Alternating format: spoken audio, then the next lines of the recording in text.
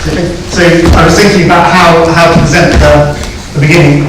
That's more like what I'm thinking about. The things that you can't read, or certainly you can't read so easily. So what I wanted to think about, and the question I want to try and answer, is what we think the role of writing is, and how that role of writing has changed over time.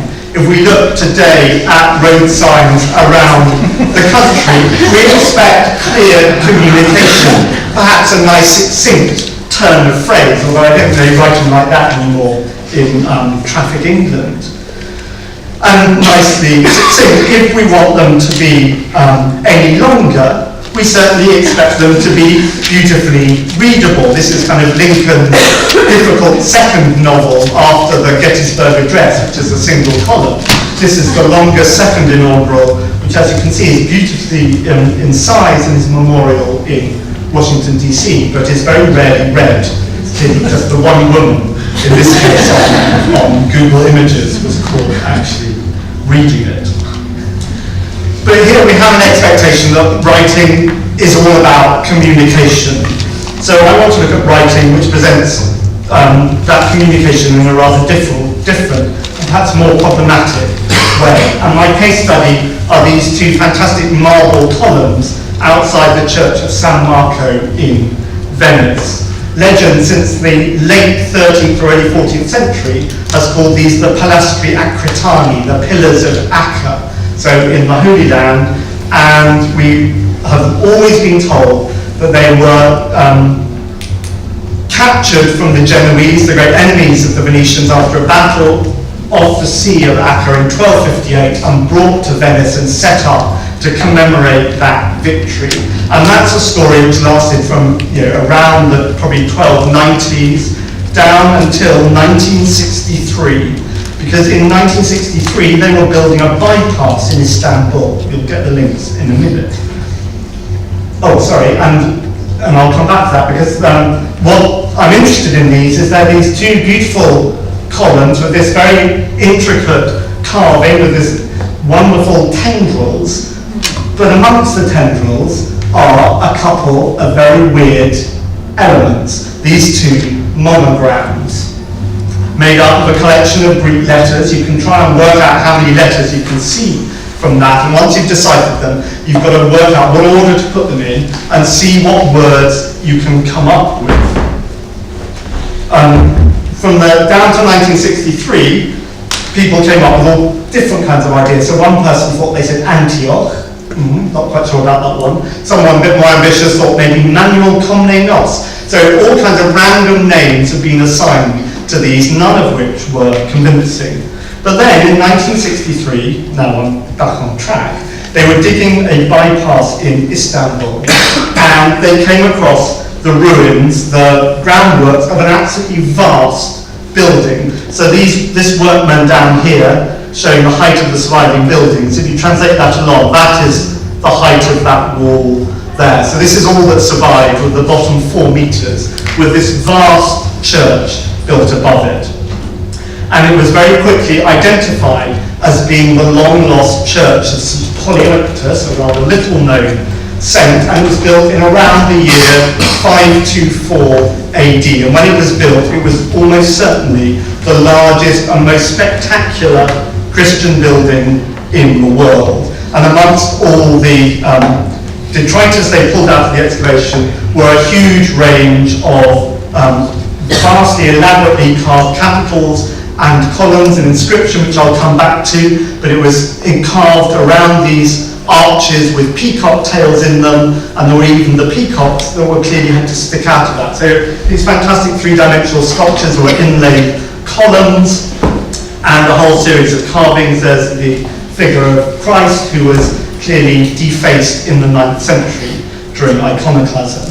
And as part of that, they found a whole series of other columns which exactly matched the two in Venice. So it turns out these can never have been stolen from the Genoese off Acre in 1258. They were clearly looted by the Venetians after 1204 when Venice had invaded or led the invasion of the city of Istanbul, then Constantinople, and they clearly took a fancy to the columns, put them on a ship and took them back. But more usefully is what we know about this building is we know an awful lot about who and when it was built. And it turns out it was built by one of the most powerful women in the 6th century, a woman called Juliana Anicia, who you see here in a magnificent manuscript, a herbal manuscript that was given to her. And here is Juliana, and her name is very beautifully spelt out all the way around the edge. And in the way that all great patrons like to be celebrated, here is she in the middle, and then down, kissing her foot, is gratitude of the arts. So that's how the water feels for its wonderful donors too. But, and I'll come back to this as a suggestion to donors as an idea for the future. So after this then, we clearly know who built the building. It was Anicia Juliana. But the building is full of her monograms, or monograms relating to her all over the cornices, on all the columns. But still, even knowing who it was who built it, no one has been able to identify what these monograms say. You certainly can't work out the letters of her name from it. And I don't just mean me, I mean proper serious Greek philologists who have looked at this in great detail. And so these remain mysterious monograms which have no discernible way of deciphering them. They clearly must have meant something, but no one knows what they are. So what was the point of writing like this? Now, monograms are by no means uncommon in the late antique period. Here are some of the fabulous candle holders from a 6th century church called the Zion Church. This is a treasure now at Dumbarton's in Washington. And again, you can see the way that monograms are worked into the decoration of these beautiful silver dishes. So in the center of the pieces, and here there are monograms running around the edge. Now in this case, the donor was slightly more sensible. He wanted us to be able to read his monograms, and so he gives us his name as well. So we know he's the Bishop Eutichianos, and actually if you spend long enough you can come up with all the right letters for both Bishop and Eutichianos out of those monograms. So here monograms are about names and they're about ownership of the building. Again, something that donors are very fond of is having themselves inscribed into the things they commission. But why didn't or doesn't Anicia Juliana seem to have done the same? We know her husband, a man with the great name of Flavius Ariabindus Dagalifus Ariabindus, who was the consul of Constantinople in the year 506, produced a series of ivory consular diptychs. These are kind of the invitation panels to the annual games in the Hippodrome, so the chariot racing competitions. He was a slightly cowardly man. When they tried to make him emperor, he ran away. On the grounds that he thought he was going to be killed, which he would have been. But here he produced, again, these invitations with his monogram on them, and he thought carefully. So for those he sent to his Latin friends, let's go back. They're in Latin, which is the ones on the left, and in the panels on the right are to his Greek friends. So he chose the right monogram to be understood by each of his different linguistic audiences. But you run into problems once you start looking at monograms. So here are two. One is from a copper coin on the right, and the other is from one of the capitals of the Church of Hagia Sophia, the even better church that came a decade after Anicia Juliana's church. And here you might, I hope, be able to see that the monograms on them are virtually identical. So they're the one from the coin and the one from the capital. And from those you get those letters, an A, an I, an N, an O, an S, a T, and a U in Greek.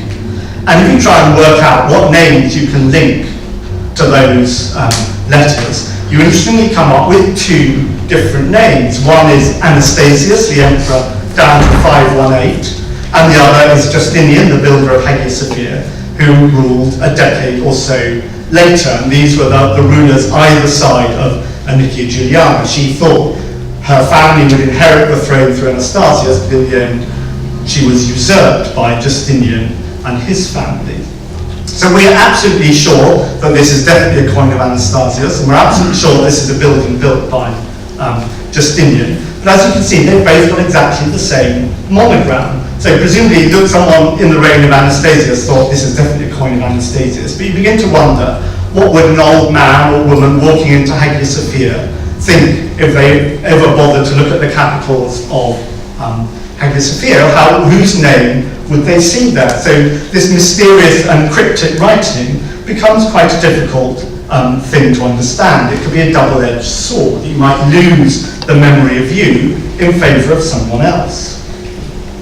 And what makes the monograms in Anicia Juliana's church even more extraordinary is that not only was the church full of monograms, but it was full of one of the longest and most beautifully inscribed texts from late antiquity. It's a 70-line poem which went all the way around the interior of the church, and as you can see, very, very carefully inscribed. But like my second slide, the only clues you get as to how to read it are the full stops that come after the end of each verse. There's no gap between words, and you have to read it very slowly to find your way through it.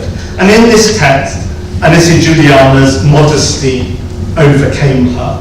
So the bit that just follows to the right of the fragment that you can see here read, for example, that Anicia alone has overpowered time and surpassed the wisdom of the celebrated Solomon, raising a temple to receive God, the richly wrought and gracious splendour of which a great epoch cannot celebrate. So again, this is my advice to donors about what to have on the panels. I think Kenneth Clark rather undersold himself on the panel over there, that we can do better, that throughout the whole earth, nothing is like this church. So it's not like the monograms are there to kind of hide her name for the sake of modesty. That was more than dealt with elsewhere. But even when you get writing that you can read, we find all kinds of problems about trying to remember donors and how they wish to be remembered themselves.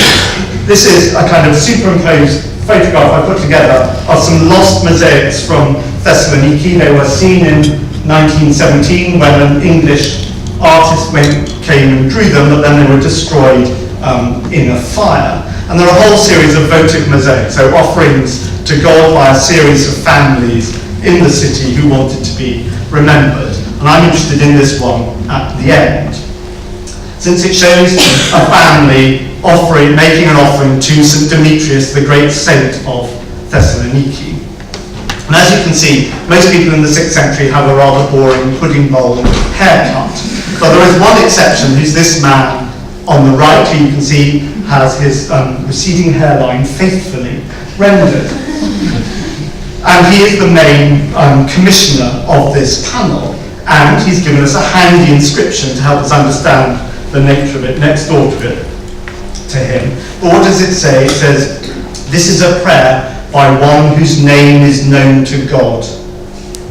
And that's it. So he clearly wants us to be able to recognise him or understand that he's an individual, but at the same time, he doesn't want to give away any clues as to who he is in the text. So what's the point of writing that? We can see it's a donor image, but it gives us every information except the bit that we want. Or I'm afraid this isn't a very clear image. How about this? Clearly a nice panelled inscription. This is from a church of the same date in Cappadocia, which if you read the Greek letters, it turns out is complete gibberish. There is no way you can understand any of that, except it turns out this is a simple cipher code. And if you substitute each letter by another, I think a Z, or see what a Z becomes, for example, becomes a G, it renders into relatively straightforward Greek. And what you end up with is a rather boring and very ordinary donor inscription. St. Sergius, help your servant Longinus and Maria. So what was the point of that? They want to be commemorated, but they don't want to be commemorated in a way that anyone can understand. And so this then gets us back to our mysterious monograms and the problem of what you do with writing that you can't read. Because clearly their issues are a very contradictory one. Maybe we could say, well, this is writing that's just meant to be read by God, not man. Well, partly yes, but we know that all people on earth want to actually read these things and find out what they say. And it's certainly not a coherent approach about what writing is all about. So I wonder whether the issue is not about the power of writing in the end and how powerful it is, and what that tells us about our normal assumptions about literacy in the late antique and medieval world. That maybe it's not that not enough people were literate, but maybe that too many people could read, and that people still wanted to maintain a certain degree of secrecy and mystery in their buildings, and hence they use all these techniques to try and stop us from reading what we want to read.